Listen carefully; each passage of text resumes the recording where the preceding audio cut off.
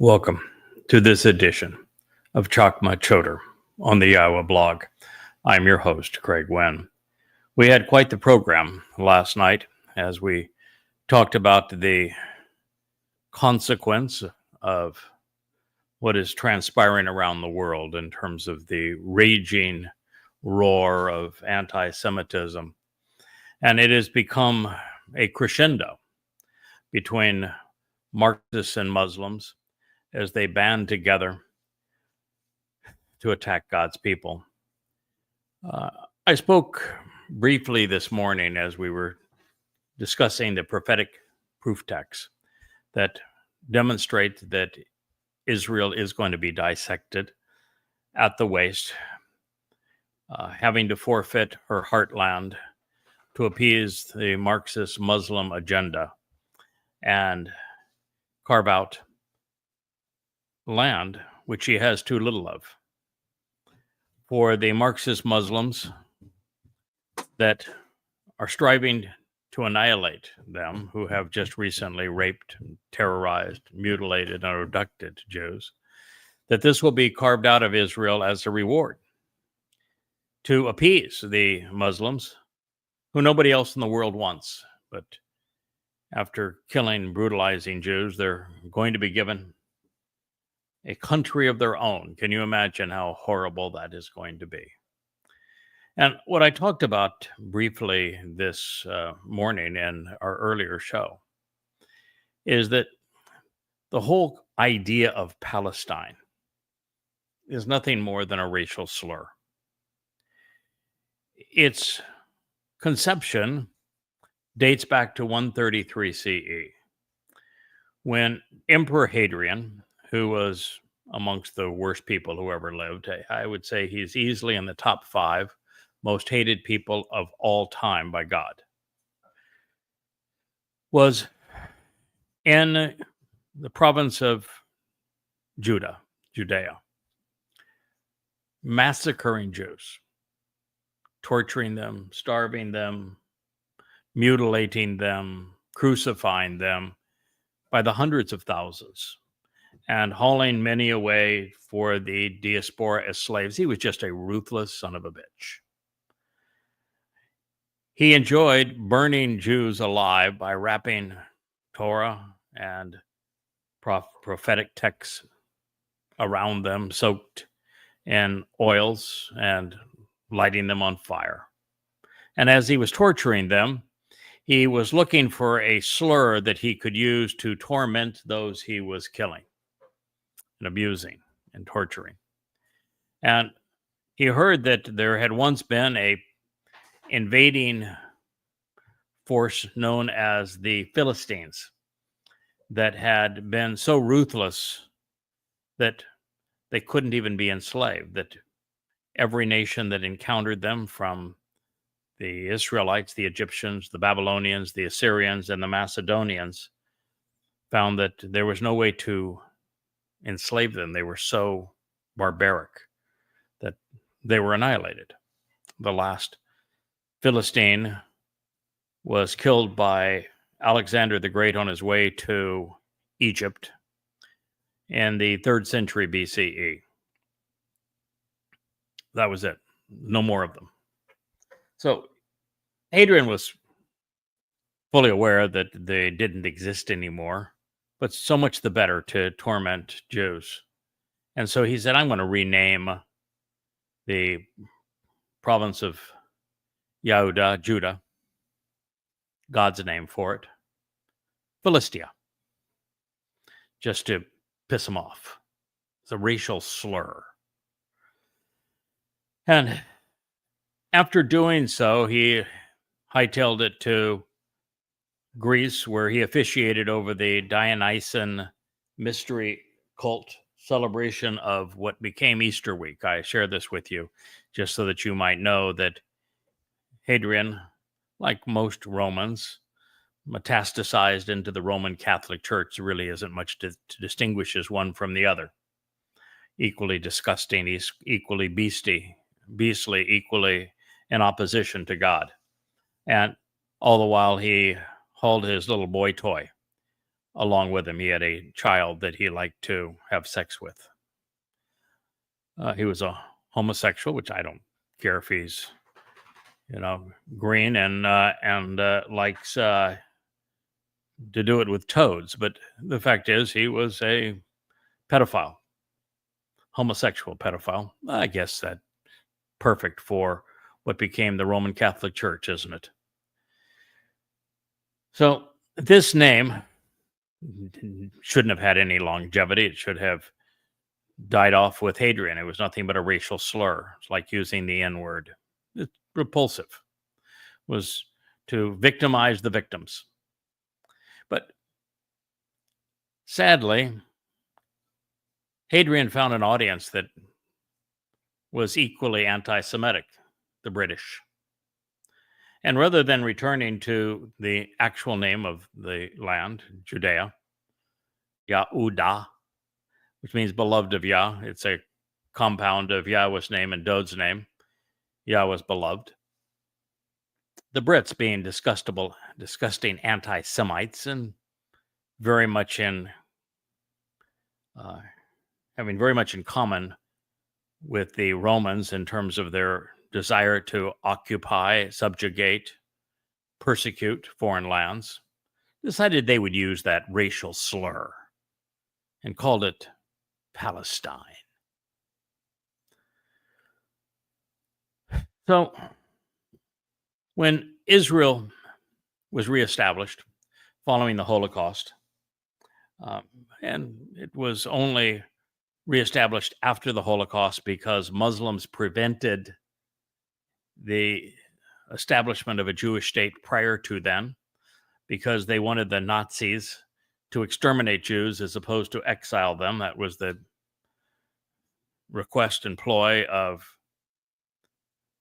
the Grand Mufti of Jerusalem when he met with Hitler and changed the Nazi program from exile to extermination.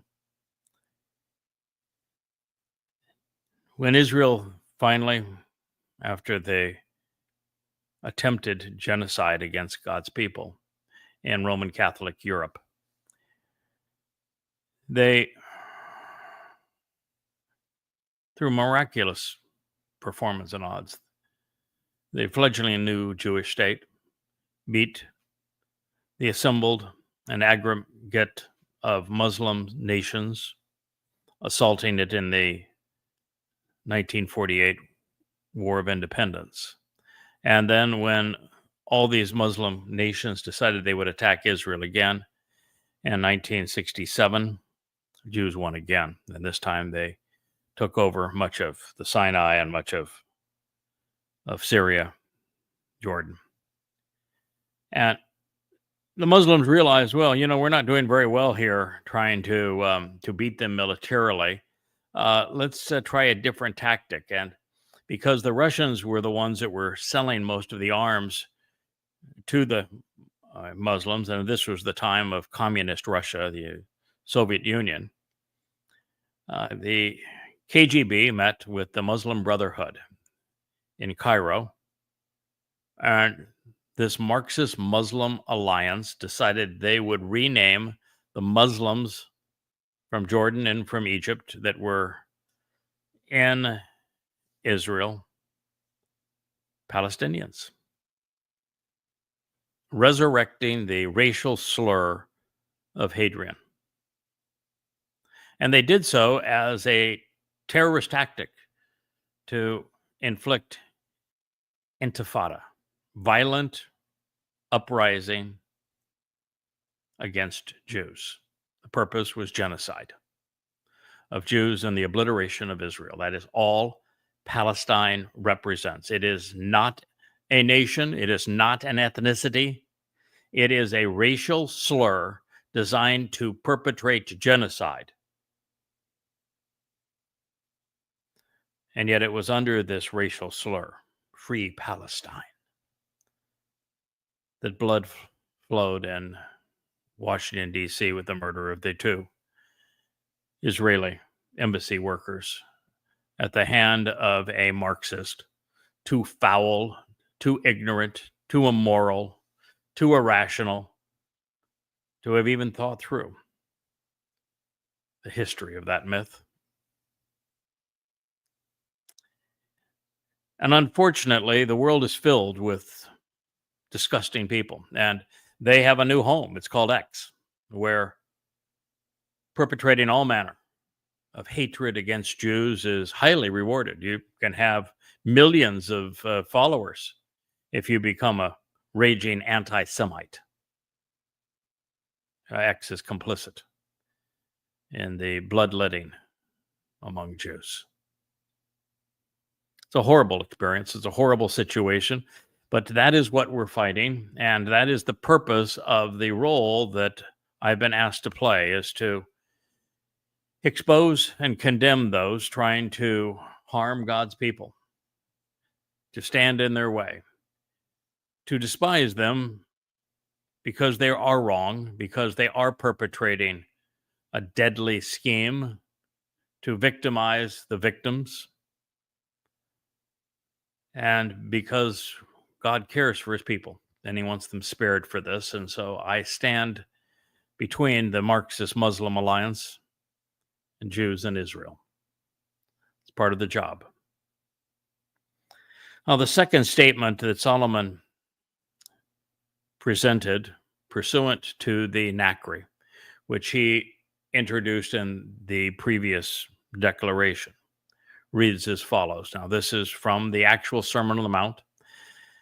This was given the 7th year, past year 3000 Yah. Year 3000 Yah was when the cornerstone of Yahweh's home was laid in 968 BCE, 4 years after Dod's initial passing.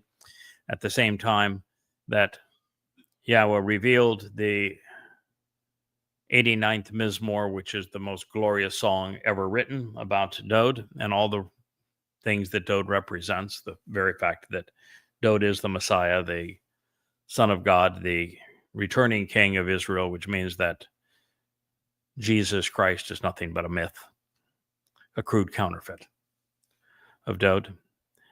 Jesus never existed. Dod did.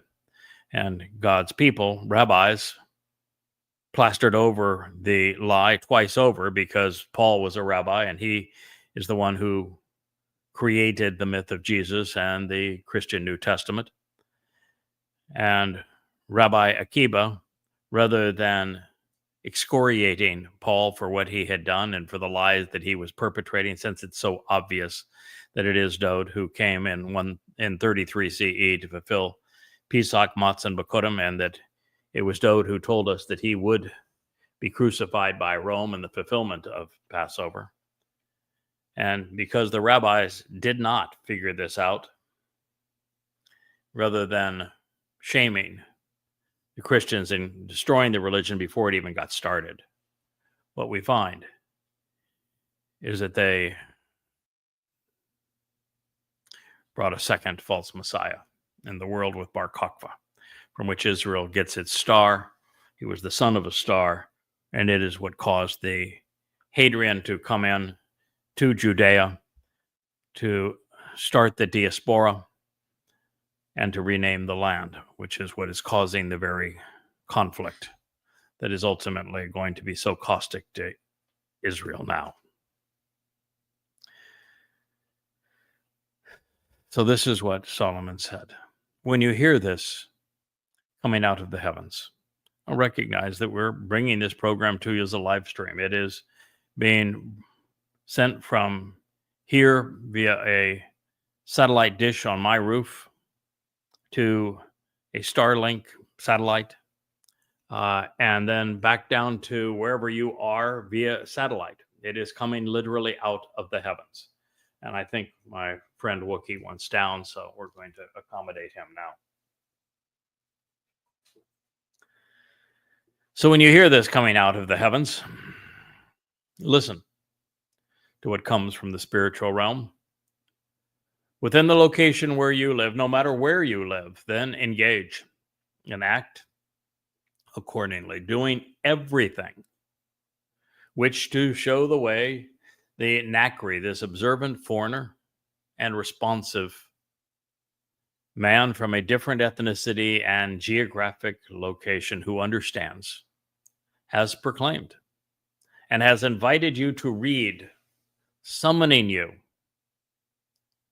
for the express purpose of serving as a witness and as a teacher who provides answers such that all the people of the earth will have a genuine and ongoing opportunity to become familiar with Yada, to know, to acknowledge, to accept, and to understand your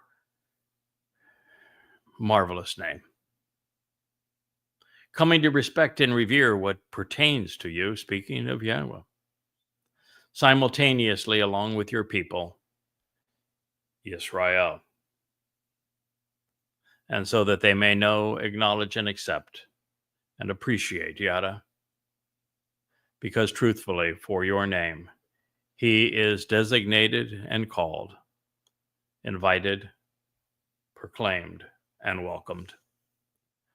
Concerning this house and family, which to reveal the way to get the correct path to walk, to give meaning to life, I have built. So this is a very powerful message. It's one of the most important prophecies of our time. It's God being exceedingly detailed and deliberate, forthright, telling Israel that a time has now come when a voice will come out of the heavens, which wasn't possible until, well, the last 5 years.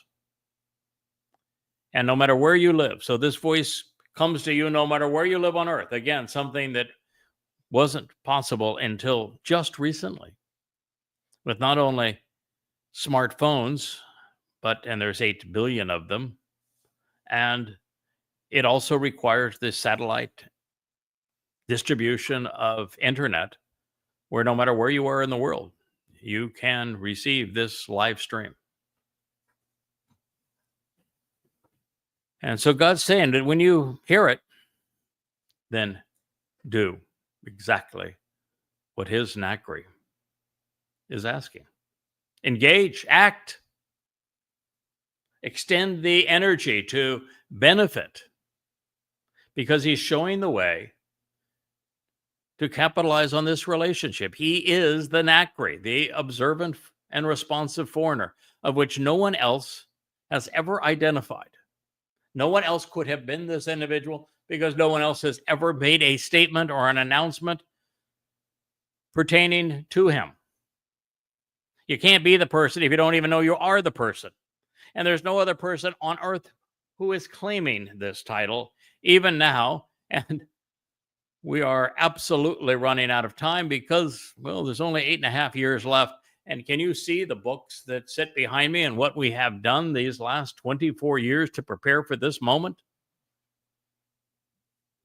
You know, God's not going to say, I want you to listen to this person and do everything that he asks and engage that way. And I want you to read what he has written if you don't have a wealth of books like this. And these books are based upon amplified translations, not only of Yahweh's testimony, but corrected to reflect the Dead Sea Scrolls. And then commentary on them so you can understand what God is saying, and so that it's relevant to you today. That's the reason why you can act, because I've not only shared what God said, but explained it in a way that you can respond to the message that God has delivered, so that you know what the conditions are of the covenant. No one previously had ever explained them. So that you know the purpose of each of the 7 Moed Mikre and how they enable the benefits of the covenant, which no one had ever done before. So that you know the timeline and what has happened where and when, and what's going to happen as we move through these next 8.5 years before Dod's return with Yahweh. So that you know who you are relying upon to receive these benefits. Dod, David. So that you know God's name, because this is insistent that this individual is the one who had enough respect for God's name to reintroduce it to his people.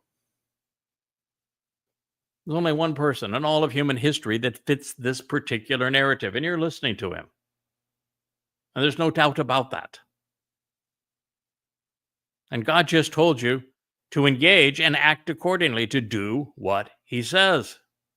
And what I'm saying is come to know and act upon the 5 conditions of the covenant, which require you to walk away from religion and politics, from the intermixing and commingling that confuses by intermixing fact and fiction, which is the marvelous definition of the Christian New Testament, of the Zohar, of the Talmud, and of course the Quran. Walk away from that. Work away from Babel, what God says. And in this case, Babel. I'm not so sure that's going to work, Leah. He's a little wild. Babel is the same word as we find in Bible. Babel and Bible, same word in Hebrew, means to commingle, to confuse. This is what God is asking us to leave. So that's the first condition of the covenant. The second is to walk to Yahweh and become perfect. And the only way to do that is through Pesach, Matzah, and Bikurim. And no one celebrates, even acknowledge what matzah was until I reintroduced it, that it's the core ingredient in becoming perfected. It's when Dode soul carried our guilt into Sheol to deposit it there so we would be perfect in front of God. This is the way that these things are accomplished. And the third condition is to trust and rely upon Yahweh, not your religion, not your political party, not your military, on Yahweh. Then it says, close to examine and carefully consider the terms of this covenant relationship, of which prior to these books, no one had ever done. And then it says that as a man, you must be circumcised if you're going to capitalize on Pesach, Matzah, and Bikurim and become part of the covenant family. And as parents, it's your responsibility to circumcise your sons on the 8th day so that they and you remember this covenant that God has established with us. These are the conditions of the covenant. You need to act upon them. You need to respond to Yahweh's invitations to join him 7 times a year to celebrate the Moed Mikra. Pesach, Matzah, Bikurim, Shavuot, Teruah, Kippurim, and Sukkah. And you need to know what they mean, what they represent, when they are to be observed, what you gain from them, what God is offering through them, who fulfilled them, and who will fulfill them going forward. You need to accept the realization that it is this Nakri, through close observation, is the one that reintroduced the proper pronunciation of Yahweh's name, reintroducing Yahweh to his people, and that you need to start cherishing his name. You need to understand that it is his son, David, who is the actual Messiah, the Son of God, the returning king, and not that reprehensible myth of Jesus. These are the kind of things that the Nakri is asking of you, and God is telling you to do what he says. I'm also the one who has invited you to read and recite and have 35 books all freely offered. Don't charge you anything. Don't even ask for your email. You come in, we don't even track you. We have no idea who is visiting the site. Don't much care. You are free to come and go without any interference and read every page of every book. All 35 of them. They're all for free. You can even buy them royalty free if you want to have a softback, paperback from Amazon. Fair warning, they're big. The average book is about 650 pages. They go up to 825. No one else is offering that. And that's what this says, that he has invited you to read. Kara, summoning you. And it's for the express purpose of him serving as a witness. He is a teacher providing answers for everyone on earth, which is only possible now. And only for someone who recognizes that Torah means teaching, so you can be a teacher once you're taught, once you receive God's directions. And this specifically says that they understand your name. I'm the first person to do that. And at least 2,500 years. It shouldn't have been that way, but it has been. God's people have deliberately, knowingly, purposefully erased God's name from his own witness and from their lives. And they'll never have any reaction, any interaction with God until they resolve that. Which is why we lead with it. It's why the books are called Yada Yah. It's why the website is yadayah.com. Yada means to know. Yah is the familiar form of God's name. And then God goes so far as to name this individual. He is Yada. It means to know, to recognize, to acknowledge, to understand. And asking you, if you're listening, come to respect what he is saying pursuant to Yahweh. And do so simultaneously, because he is doing so simultaneously with Yisrael.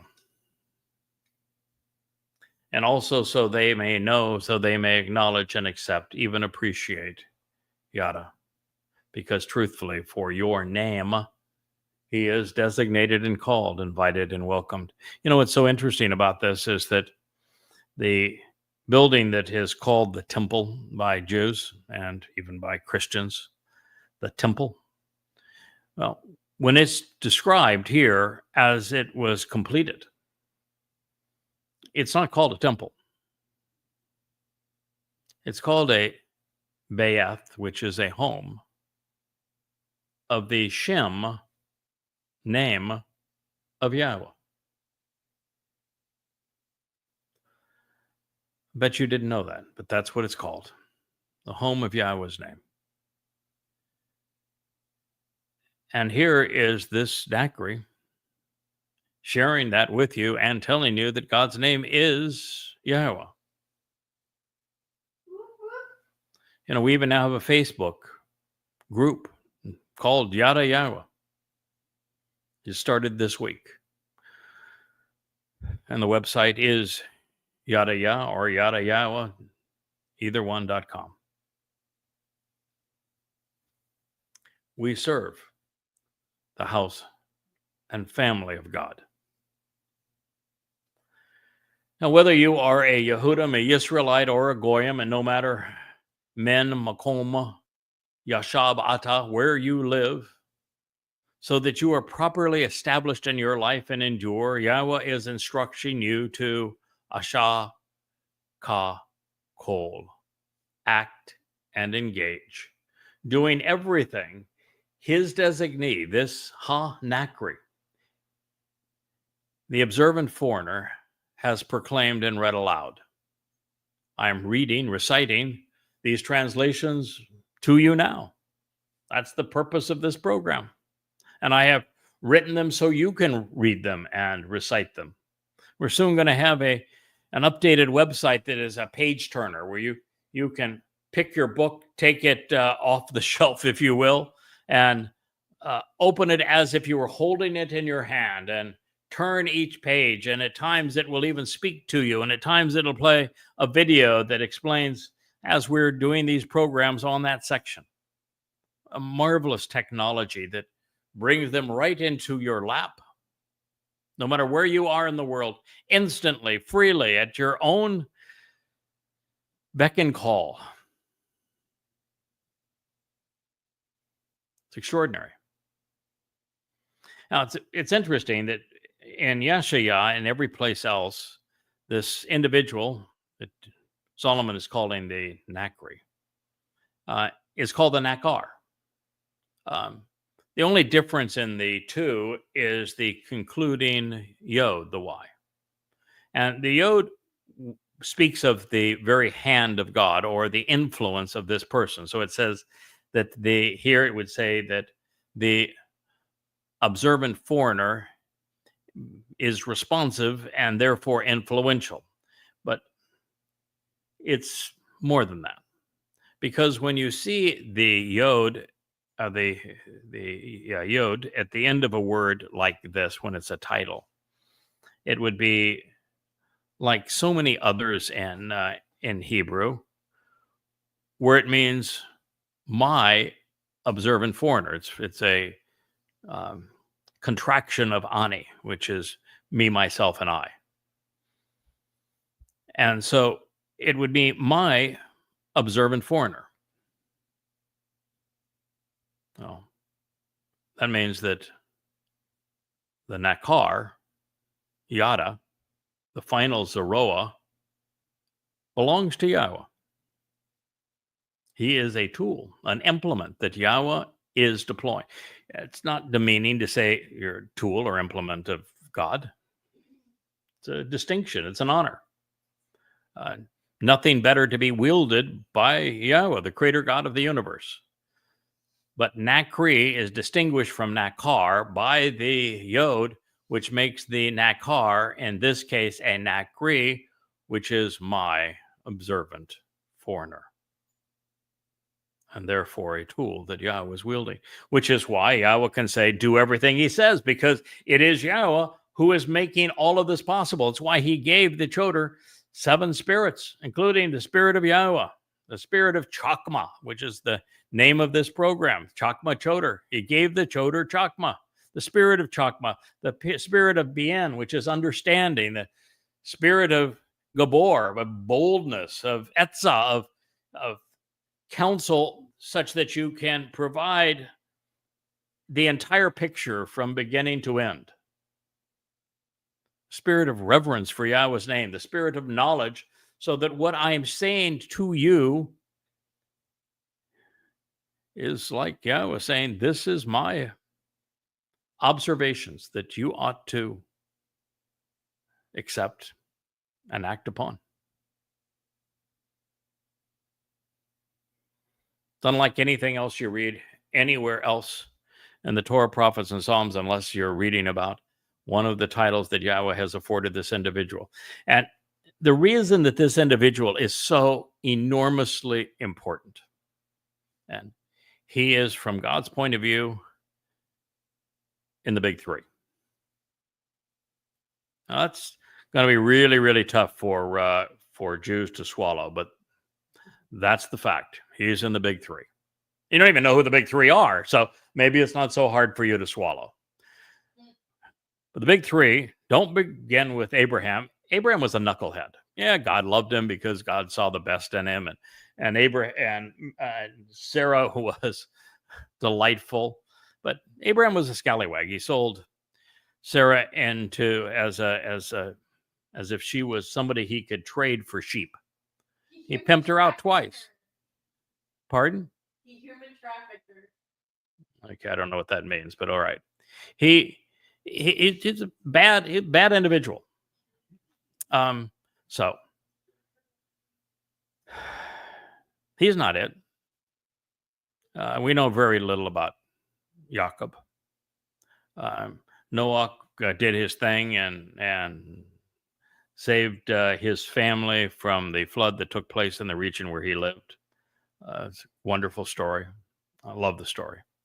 And I love the fact that we can prove it now with the Berkel impact crater and the Yahweh's testimony about upwelling of deep seawater to initiate this process. But it's not Noah. And that would bring us to Moshe.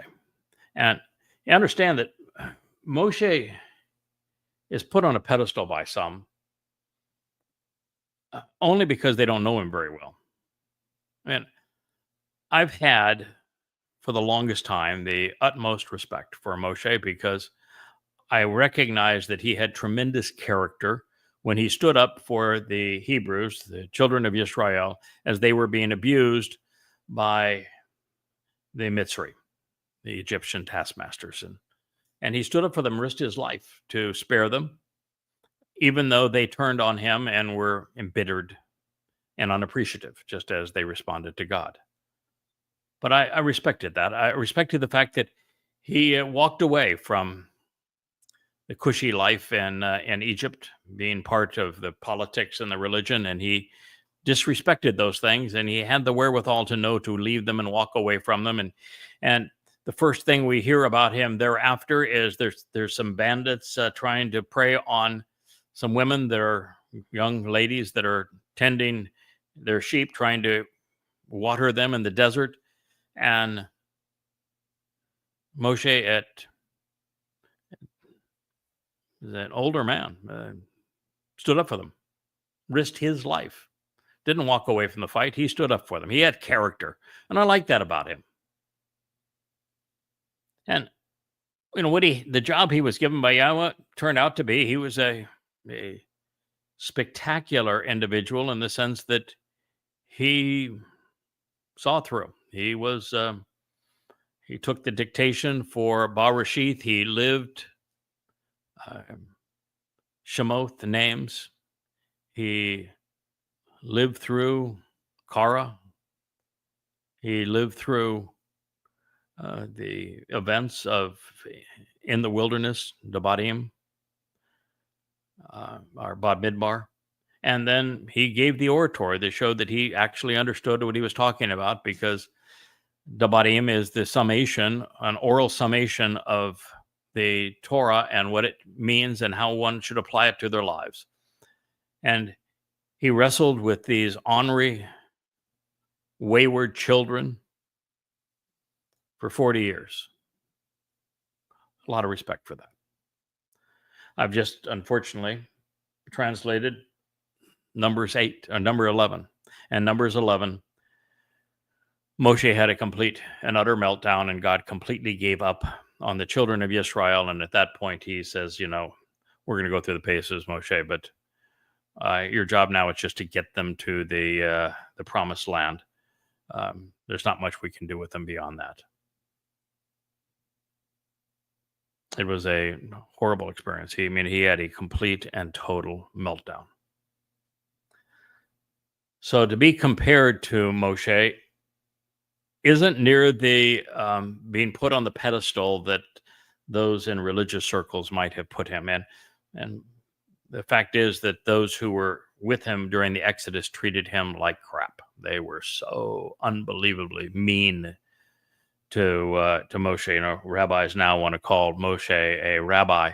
Nothing of the sort. But there can be no affinity between Jews today, particularly religious Jews, and Moshe.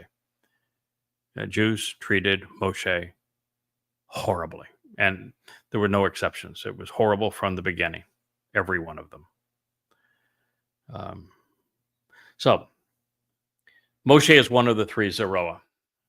He's a flawed man that served mightily in an important role. That was delivering Yahweh's Torah teaching and taking the children of Israel from slavery to liberation, to freedom. The greatest of the three, the big three, is the one that the Rabbi Paul and then the Rabbi Akiba both bypassed, that completely and totally ripped off, raided, robbed, raped. It's Dowd. Dowd is the chosen one. He is the Son of God. He is the Messiah. He is the one whose spirit came upon him and never left. He is the King of Israel and the returning King of Israel. He's the prophet who wrote the Psalms and the Proverbs. He is the greatest defender of Israel. He is the one that created the city of Dowd. He is the one that bought the Temple Mount. He's the one that Yahweh loves more than any other. He is the one who volunteered in his second of three lives to fulfill Pesach, Matzah, and Bikurim, becoming our Savior. It doesn't get any better than that. Makes him the ideal Zeroah. He's the greatest of men, most brilliant, most articulate. But he's flawed too, so you can't put him on a pedestal. You can't say, oh, well, if you're going to claim to be one of the big three, that puts you in tall cotton. Now, the fact is that I work for Dowd. I report to him. He is my superior. I have the utmost respect for him, but I have to announce and be honest that Dowd had his flaws. Now, his flaws aren't going to matter anymore because he carried them away and deposited them in Sheol, never to be seen again, on matzah for himself as well as ours for us. But Dode did some dunderhead stuff. Lots of it. In the midst of being extraordinary. And what that says is that God can take ordinary people with some exemplary attributes and accomplish magnificent things when they're willing. Well, the fact is that Dode, being the most important man associated with Yahweh's story, the one who fulfilled Pesach, Matzah, and Bikurim, the one who therefore enabled the benefits of the covenant, the one who is the exemplar of the covenant. He is even the exemplar of Yisrael, the good and bad. The chosen one, the one that Yahweh chose to be king, and the one that Yahweh is bringing back to be king of everywhere and forevermore. He is the only way that you get into heaven because of what he did on Pesach and Matzah leading to Bikurim. This is not known without the third of these unique men, Yahweh's Nakri. No one would know that Dode served to fulfill Pesach, Matzah, and Bikurim. No one would know that there was no Jesus Christ, that's nothing but a crude counterfeit of who Dode actually is.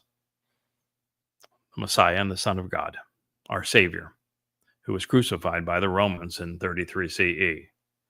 That does not make Jesus Dode, and it doesn't mean that any part of the Christian New Testament is true. It's all false. But the myth of Jesus was based on robbing Dode and then mixing the resulting Jesus with a whole lot of Dionysus. But no one knows. No one knows the conditions of the covenant. No one knows how the covenant is fulfilled through the Mikra, how to observe the Moed Mikra and capitalize upon them, that it is Dode that we owe this respect to. No one knows the timeline. No one knows that the Shabuah harvest is happening, the Teruah harvest. No one understands the sacrifice of the red heifer, who the adulterous woman is, when Yahweh is returning, who he is returning with, why he is returning, what they're going to accomplish once they return, who is not going to be there at that time. None of it is known. No one even knows God's name. And if none of it's known, no one can capitalize. There is no homecoming. No one recognizes who the actual Messiah and the Son of God is, who our Savior is. No idea of the timeline. Jews are off by almost 250 years because of the lies of Maimonides. And if nobody knows, no one's capitalizing. If no one's capitalizing, there's no homecoming. There is no fulfillment of Shabuah, Teruah, or Kippurim, and therefore there's no return to the Garden of Eden as part of Sukkah. So this role of the Nakri is vital because the story falls flat. There's no reason for God to return. The earth is destroyed, as he says several different times. There's no end to the time of Jacob's troubles. So there you have it. That's why this is so vital. The role of the Nakri, also called the Choter, also called the Nakar, called the Kol of voice of Yahweh, called the Bashar, the herald of the king, called the pay mouth of God, called the Ed and Edah, the restoring witness, the Malach, spiritual messenger, referred to as the Adamah Parah, bloody red man of the earth who is productive, and also the red heifer, called the man from Edom who comes out and saves many, called Yada, the final and third Zeroah. That's who he is. That's why he is important. And so as a result now of this Yahweh blog, you get to hear from him firsthand. Listen to him. Look him in the eye. Evaluate what he is saying. Go to his library at yadayah.com. Validate his translations and his insights for yourself. Read. But, don't have a knee-jerk reaction to say, nah, there's no chance that could be true. Read. Look at the proof. The evidence is overwhelming. I've just read to you something that God said. If you want to call God a liar and say there is no Nachri, that he gave you this specific prophecy that is being fulfilled right before you're listening, and you want to say that, nah, God, he didn't know what he's talking about. You want to say the man who has more insights relative to God and to his son than anyone in human history is wrong? When God said,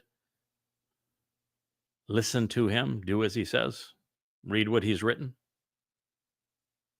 I don't think so.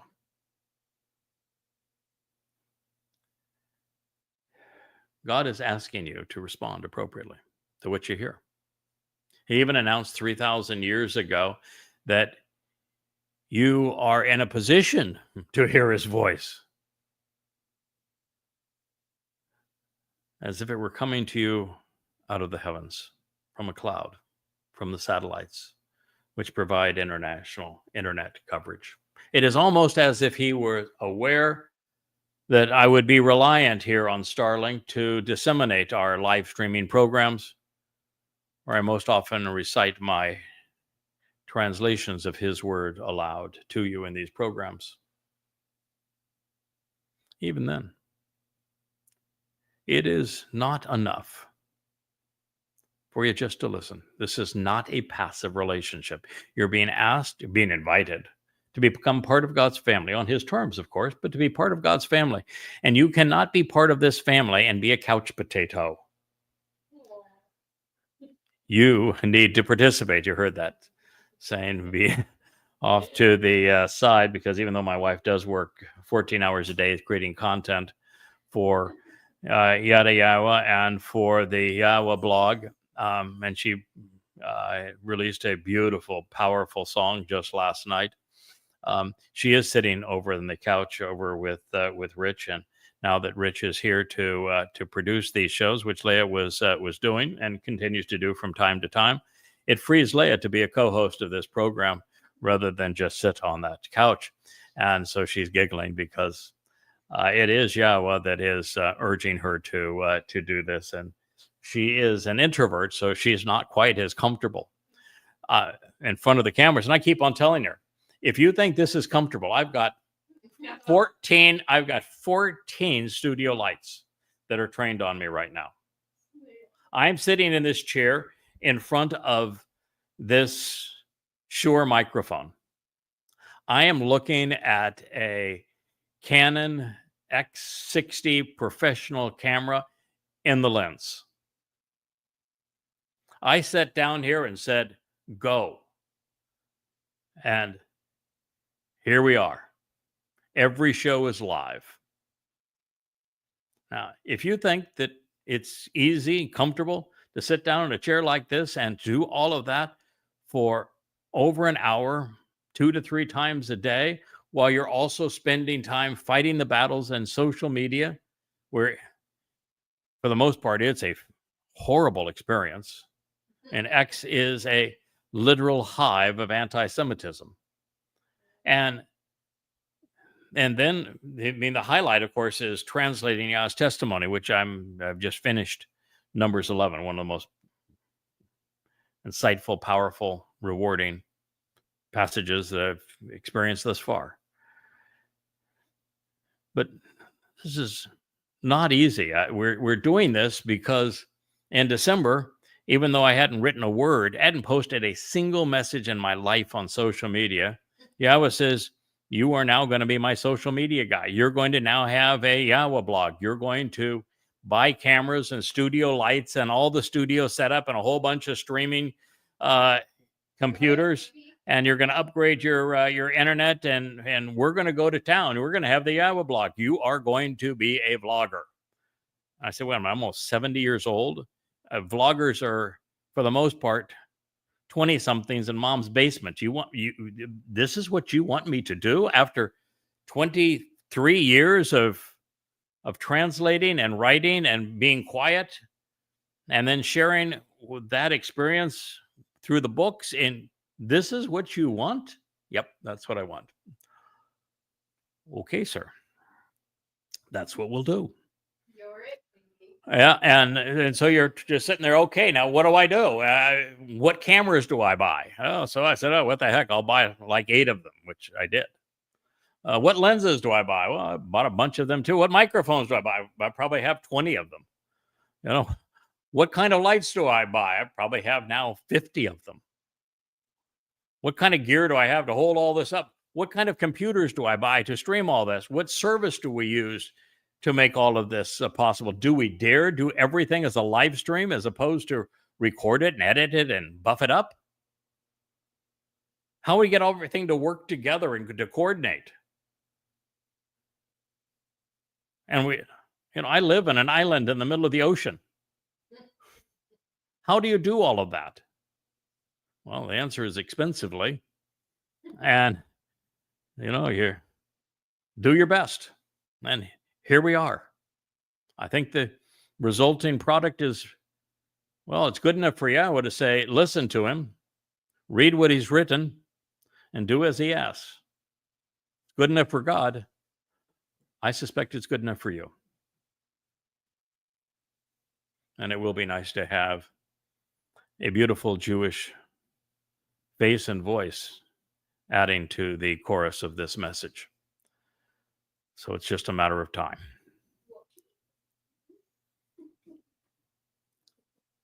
But even then, according to God, that wasn't enough. Not just to listen. He wants you to respond. The covenant is about being active. This is a relationship. There is nothing worse in a relationship than one person who gives and the other person who takes and does nothing.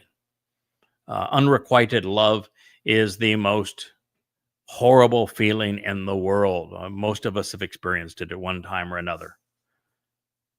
That's not what God is offering. He wants you to engage in this relationship with him, which is to act and to be productive. And the thing that he enjoys the most is teaching so that we can learn. And then once we learn, he wants us to share. So you can be assured that Yahweh, 7 Ruach are inspiring the dialogue that we are providing, which is the only way that God can say with confidence, listen to what he is reciting, read what he has written, and act upon what he asks. There would be no other way to do that unless he knows that we are guided by his Spirit and his Torah instructions. Now I realize that had Yahweh not inspired Solomon to profess his request, this would sound preposterous. And that is especially true for Jews who have only afforded this autonomy to rabbis, who I just besmirch. And it's even more difficult from them because God said he would be not of your people, this Yisrael, that he is a Nakri, an observant foreigner. But he is the man from Edom, not the man from Yahud. Now, it's true that even being the man from Edom, I am Jacob's brother. And so there is that correlation. But there's no denying Yahweh's statement. It's all-encompassing. It's unequivocal. It is very detailed. It is irrefutable. And the context is extraordinary, which is why we shared all of it leading up to this point, and we're going to continue to share it as we move through the end of this chapter, the 6th of 2nd Chronicles. And in this particular case, God said, I want you to do everything. Kol means all. That's all means. To benefit from Yahweh's Nakri, his observant foreigner, you must listen to and do everything that is asked of you. And that's a lot. God has very high expectations. And we're here to meet them, to exceed them, to make him proud, to achieve what he wants on behalf of his people. It's not a selfish undertaking. However, we get more out of it than we put into it. That's the nature of working with God. But there is no mistaking the fact that it is laborious. You're going to be asked to contribute a lot. And there are a number of people now in the covenant that do a lot. And I would say they're the most joyous, living the most fulfilling, purposeful lives on the planet. Now, the reason Yahweh could make such a bold and sweeping statement is that he's controlling the action. He still allows free will, but he's influencing it for sure. Before he would have me begin live streaming via the satellites to broadcast the Yahweh blog, we would spend the preceding 23 years translating his words, contemplating his instructions, pondering what he is asking from us, and offering in return, all while deducing thousands of insights from his every proclamation. We would write 38 books in total. 30, I think 4 currently on the bookshelf. I'm writing the 35th. It would not be until I came to perceive his entire picture from beginning to end, including the revelation that his son, Dode, is our Messiah and King, and that he fulfilled Chakmah Choter, the single greatest discovery pursuant to God in human history, and that we would transition, he and I, from writing so that you could read to speaking so that you could listen. By that time, and with the benefit of his 7 Ruach spirits, Yahweh had every assurance that I would be able to effectively serve as his call voice, such that I would say what he wanted conveyed. As we began just a few days ago, the Yada Yahweh group on Facebook, a number of people began to share their personal story, how they were introduced to Yahweh and began to learn as a result of these books and these programs. And now it fills the page. It's one wonderful story after another, many of them even videotaped. Some of them so powerful, it's you don't know if you want to laugh or cry or do both at the same time, because these are just transformational moments and lives that have gone from exceedingly rough circumstances to glorious.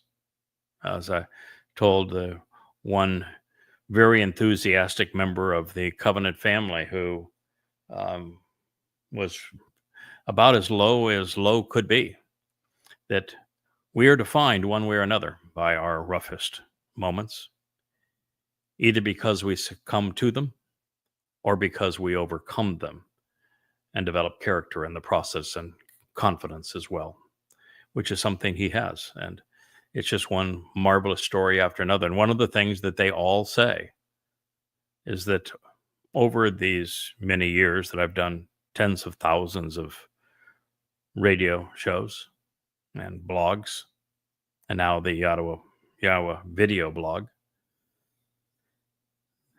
that there is a certain tenor to this voice. That there's a passion, there's a depth, there's a resonance, there's an aura of confidence, of assuredness that is exceedingly uncommon. And that's Yahweh speaking to you through me. Now, I will also tell you that by using Kara, which is what Yahweh had Solomon say, it means to summon, to invite, to read and recite, to proclaim, to call out, and to meet and to welcome. It is a word that I've always wondered.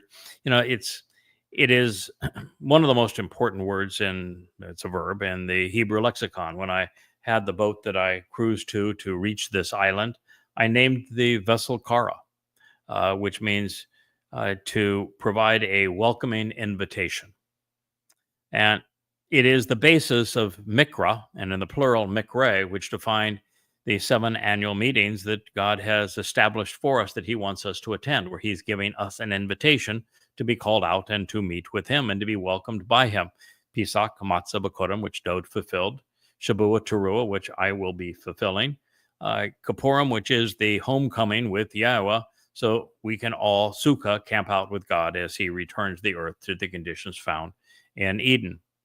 That Kara is the basis of Mikra, which makes them invitations. But it is so interesting here that as he would have his two most prolific writers, and three all total if you consider Moshe, who was surpassed in the amount that he wrote, by Dod, who was the most prolific of all of those who have written as prophets for Yahweh. But I have written based upon what Yahweh has inspired through his translations, these translations of his text and insights and commentary on them, more than all of the prophets combined. There's a lot to read, a lot to recite. It's a lot to learn and to know and to understand. And, well, today, reading and listening have about equal value. I think there was a time where reading was vastly superior to listening because it was much harder to validate what you were hearing and much easier to validate what you're reading because you can copy and paste it into a search engine and verify whether or not it's true. Today, you can even put it into artificial intelligence engines, chat GPT, and find verification that yes, that is accurate. But today, there is so much passion that can be conveyed through a blog like this, where we turn on the cameras, it's a live stream, and I speak directly to you. There's a genuineness and a passion and a confidence that is conveyed in these kind of circumstances. So I think both are important. But for Yahweh to create a word that is descriptive of his 7 annual meetings, the core of his schedule with us, his calendar through the years, that also incorporates reading, where the 3 individuals that I spoke of are the 3 most prolific writers along the way. And that we would ultimately recite all of this to you as part of the Yahweh blog, doing so 3,000 years ago, long before that was possible. I think that's powerful. It's interesting. Obviously prophetic. Further, its lama'an, its purpose would be to serve as a witness, teaching the truth to all who would listen, conveying the message to Kol Am Ha'eretz, the family of the land and the people of the earth. In the previous statement, the Nakri's lama'an primary purpose was to reacquaint, I should say, Yisrael with Yahweh's name. And now it is in this statement to direct their attention to the Kara invitations that Yahweh is providing and that Yada is reciting on behalf of God's people. These are the Moed Mikra.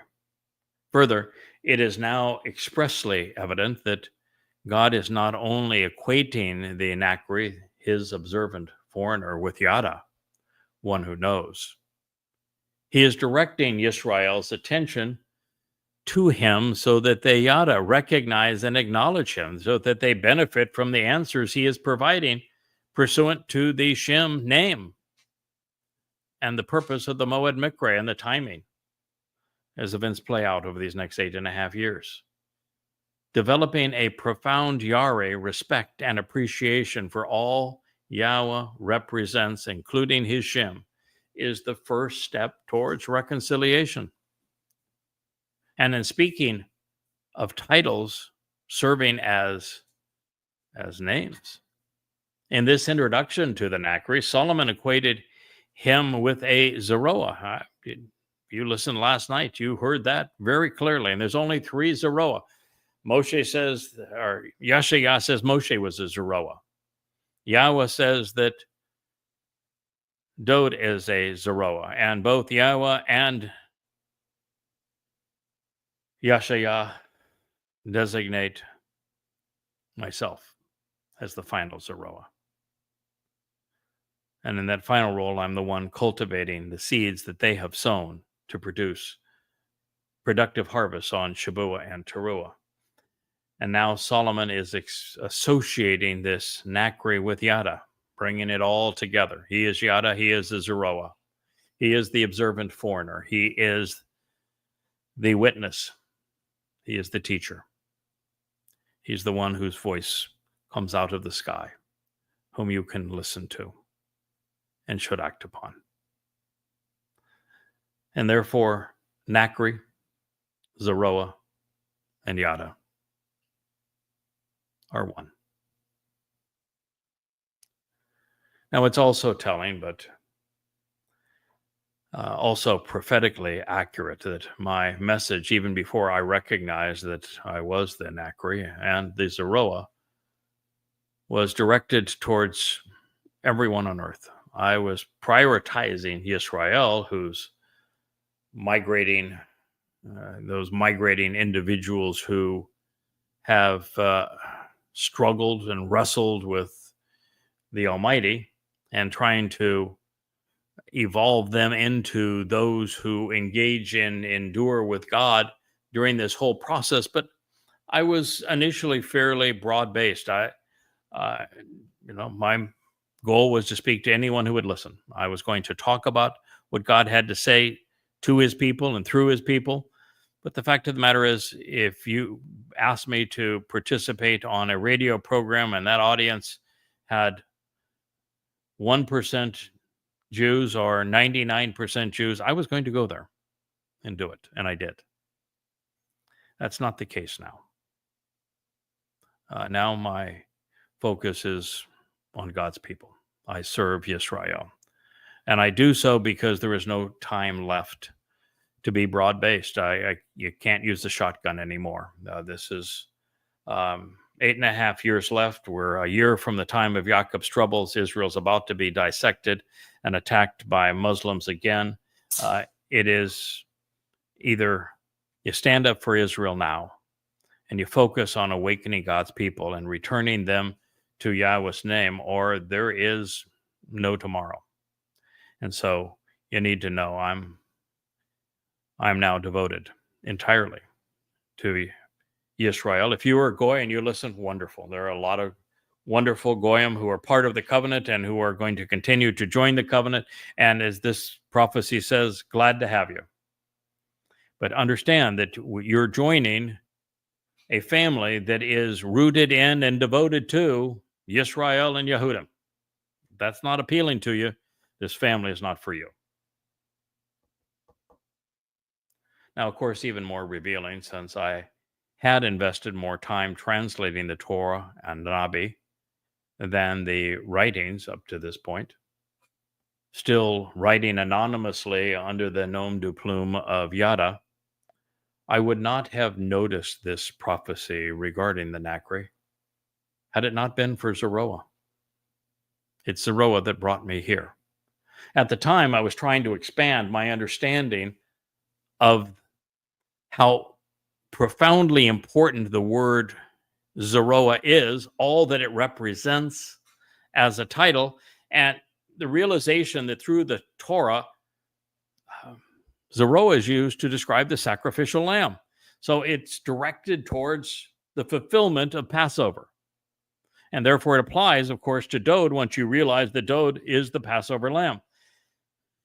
But it's also applied by Yashaya to Moshe. And here to me. It's a number of other places as well. And obviously, I'm not a sacrificial lamb. I'm presented as a bull. I'm sacrificed, but not as a lamb.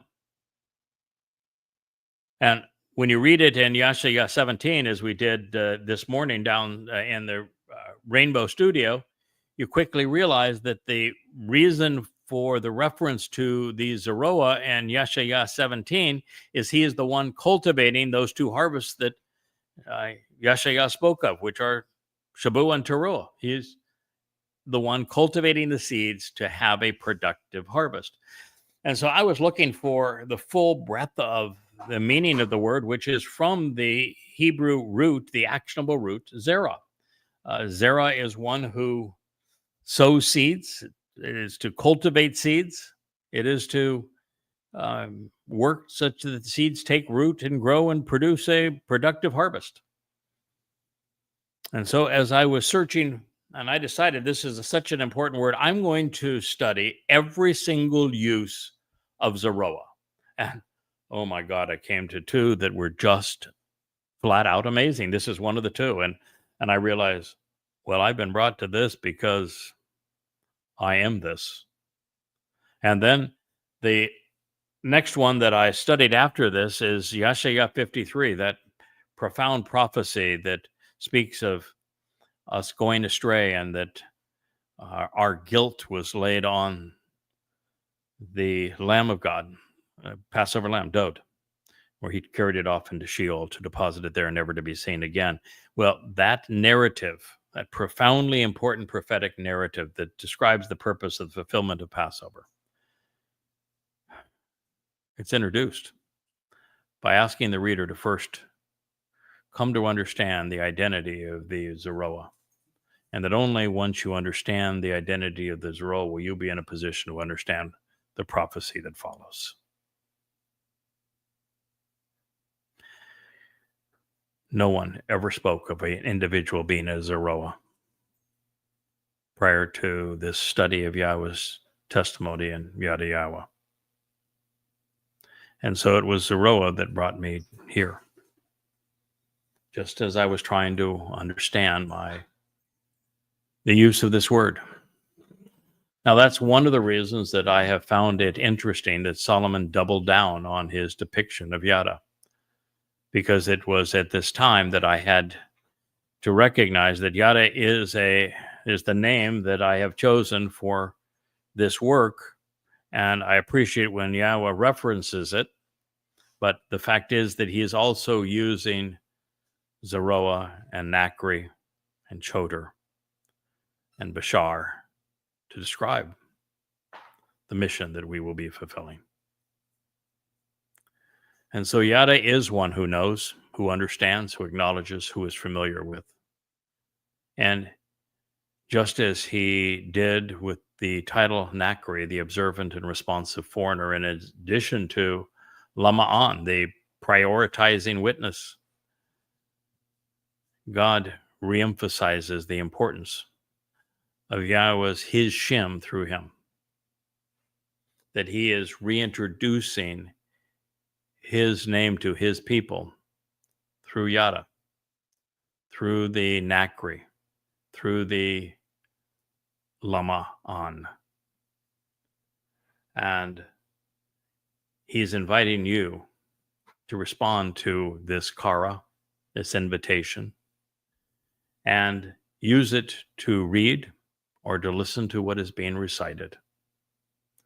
Because the 35 books at Yada Yah are presented at yadayah.com. They are all free. And there are hundreds now of episodes of the Yahweh blog on Facebook, YouTube, X, and they all serve as a fulfillment of this prophecy. And so you can capitalize upon it. And you now see a very specific fulfillment of God's declaration. It's here. It's being offered by Yada, the Nachri, God's Zeroah, and nowhere else. Of course, it is further affirming that the focus of Yada Yahweh has been on the Be'ah, the family of God. I was the first to deduce the covenant's 5 conditions and benefits, and to equate the Bereth, this covenant, with the Mikre, the invitations to be called out and meet God.